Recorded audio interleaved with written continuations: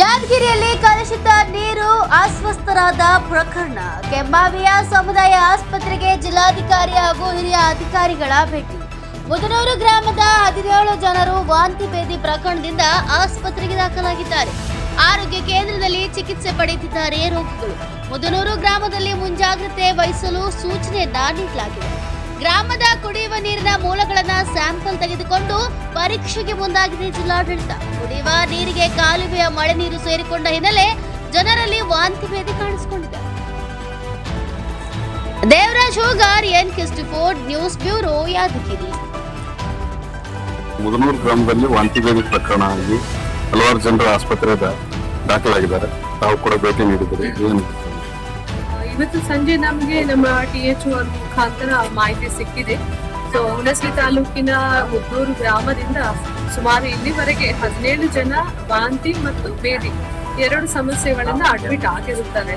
ಇದರ ಕುರಿತು ನಾವು ಮುದನೂರು ಗ್ರಾಮದಲ್ಲಿ ಕುಡಿಯುವ ನೀರಿಂದು ಸಪ್ಲೈ ಬಗ್ಗೆ ವಿಚಾರಿಸಿದಾಗ 4 ಜುಲೈಗೆ ಏನು ವಾಟರ್ ಸ್ಯಾಂಪಲ್ ಟೆಸ್ಟ್ ಮಾಡಿದ್ದಾರೆ ಅಲ್ಲಿರ್ತಕ್ಕಂಥ ಬೋರ್ವೆಲ್ಸ್ ಅವೆಲ್ಲಾನು ಸಹ ಕುಡಿಯಕ್ಕೆ ಯೋಗ್ಯವಿದೆ ಅಂತ ನಮಗೆ ನಿರ್ಧಾರ ಆಗಿದೆ.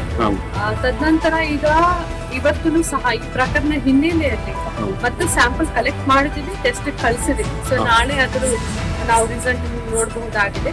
ಜೊತೆಗೆ ಏನಾದ್ರು ಪೈಪ್ಲೈನ್ ಲೀಕೇಜಸ್ ಇದ್ದಾಗ ಅಂತ ಪ್ರಿಲಿಮಿನರಿ ಆಗಿ ನಮ್ಮವರು ನೋಡ್ಕೊಂಡು ಬಂದಿದ್ದಾರೆ. ಈಗ ಅವ್ರಿಗೆ ಯಾವ್ದು ಕಂಡು ಬಂದಿಲ್ಲ, ಆದ್ರೂ ಸಹ ನಾಳೆ ಎಲ್ಲರೂ ಟೀಮ್ ಆಗಿ ಮತ್ತೊಮ್ಮೆ ಅಲ್ಲಿ ಎಲ್ಲ ಟೆಸ್ಟ್ ವಿಸಿಟ್ ಮಾಡಿ ಪರಿಶೀಲನೆ ಮಾಡ್ತಾರೆ.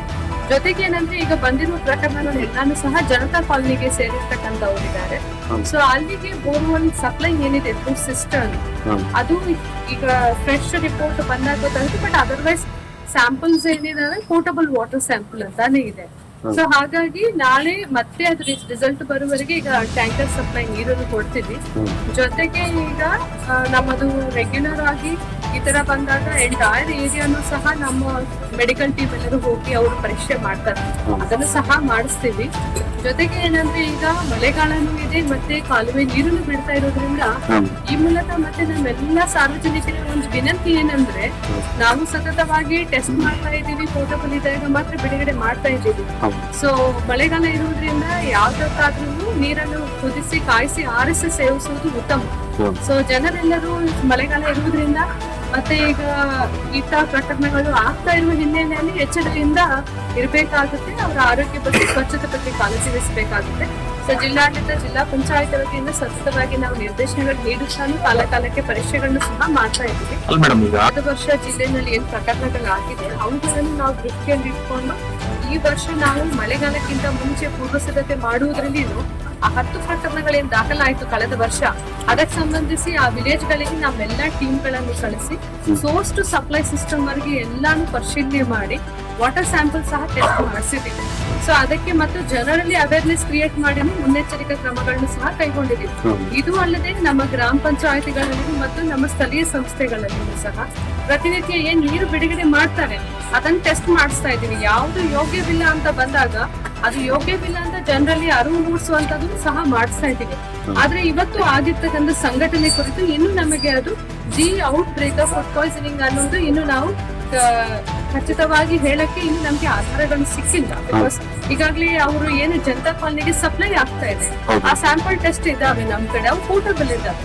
ಸೊ ನಮಗೆ ಇನ್ನು ಅದು ರಿಸಲ್ಟ್ ಕರೆಕ್ಟ್ ಆಗಿ ಯಾವ ಕಾರಣಕ್ಕೆ ಆಗಿದೆ ಅಂದಾಗನೇ ನಾಳೆ ಈಗ ಏನ್ ಕಲೆಕ್ಟ್ ಮಾಡಿರೋ ಸ್ಯಾಂಪಲ್ಸ್ ಇರಬಹುದು, ನಾಳೆ ಟೀಮ್ಸ್ ಎಲ್ಲ ಮತ್ತೆ ಎಂಕ್ವೈರಿ ಮಾಡಿದಾಗ ಗೊತ್ತಾಗುತ್ತೆ.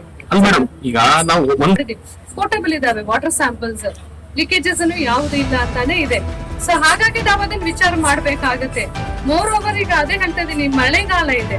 ಸೊ ಸೀಸನಲ್ಲೂ ಕೆಲವು ಬರುತ್ತವೆ, ಅದಕ್ಕಾಗಿ ಜನರಿಗೆ ಪೋರ್ಟಬಲ್ ಸಪ್ಲೈ ಜೊತೆಗೇನು ಸಹ ನಾವೇನ್ ಹೇಳ್ತಾ ಇದೀವಿ ಅಂದ್ರೆ ಒಂದು ಮುನ್ನೆಚ್ಚರಿಕೆ ವಹಿಸಬೇಕಾಗತ್ತೆ. ಸೊ ಅದನ್ನೇ ನಾವು ಜನರಲ್ಲಿ ವಿನಂತಿಸ್ಕೊಳ್ತಾ ಇದ್ದೀವಿ.